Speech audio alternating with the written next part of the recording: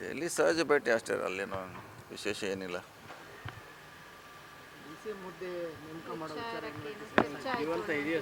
ಇಲ್ಲ ಯಾವ ಚರ್ಚೆ ಇಲ್ಲ ಈಗ ಸದ್ಯಕ್ಕಂತೂ ಇಲ್ಲ, ಈಗ ಯಾವುದೇ ಚರ್ಚೆ ಇಲ್ಲ ರೀ. ಈಗ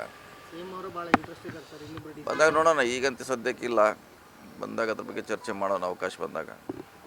ಪ್ರಮಾಣವಚನ ತಗೊಂಡು 5 ದಿನ ಆಯಿತು, ಇನ್ನೂ ಕೂಡ ಖಾತೆ ಹಂಚಿಕೆ ಆಗಲಿಲ್ಲ ಮಿನಿಸ್ಟರ್ಸ್. ಸರ್ ಅದು ಇವತ್ತು ನಾಳೆ ಮಾಡ್ತಾರೆ, ಸಮಸ್ಯೆ ಆಗ್ತಾ ಇದೆ. ಮಾಡ್ತಾರೆ. ಇವತ್ತು ಡೆಲ್ಲಿಗೆ ಹೋಗ್ತಿದ್ದಾರೆ CM ಅವರು, ಮಾಡ್ತಾರೆ. ಬಹುಶಃ ಸೋಮವಾರವರೆಗೆ ಆಗ್ಬೋದು.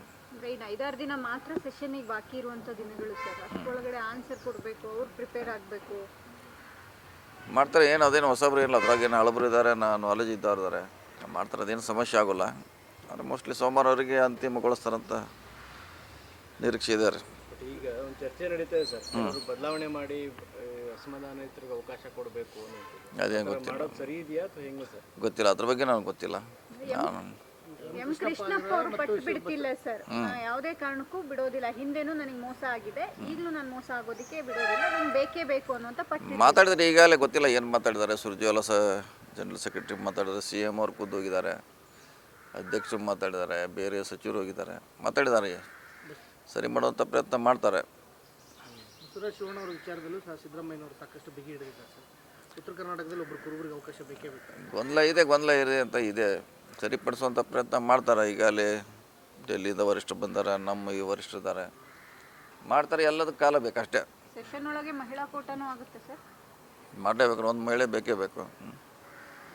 19 ಮಾಡಿದರೆ ಇನ್ನೊಂದು ಇದೆ, ಮಹಿಳೆಗೆ ಅವಕಾಶ ಕಲ್ಪಿಸಬೇಕು. ಇಲ್ಲಾಂದ್ರೆ ಯಾವುದೇ ಒಂದು ಸಂಪುಟ, ಒಂದು ಸರ್ಕಾರ ಮಹಿಳೆಗೆ ಪ್ರಾತಿನಿಧ್ಯ ಕೊಡಬೇಕು, ಕೊಡ್ತೈತೆ ನಮ್ಮ ಸರ್ಕಾರ.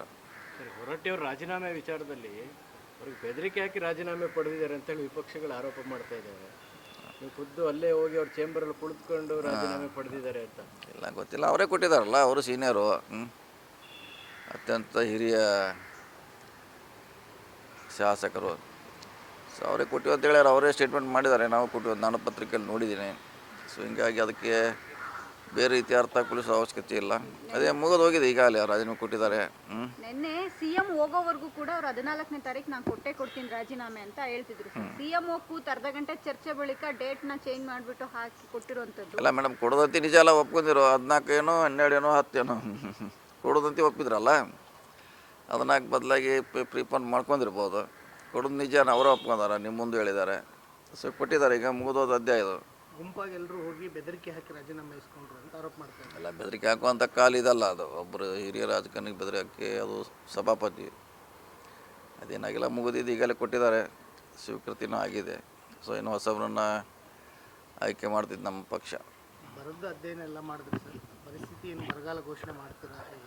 ವರದಿ ಬಂದ ಮೇಲೆ ವರದಿ ಕಳಿಸ್ಬೇಕು ಕೇಂದ್ರಕ್ಕೆ, ಅವರೇ ಬರಬೇಕು. ಮತ್ತೆ ಬಂದ ಮೇಲೆ ಅದಕ್ಕೆ ನೋಡೋಣ. ಕರ್ನಾಟಕ ನ್ಯೂಸ್ ಬೀಟ್ ಫಾಲೋ ಮಾಡಿ, ಸಬ್ಸ್ಕ್ರೈಬ್ ಮಾಡಿ.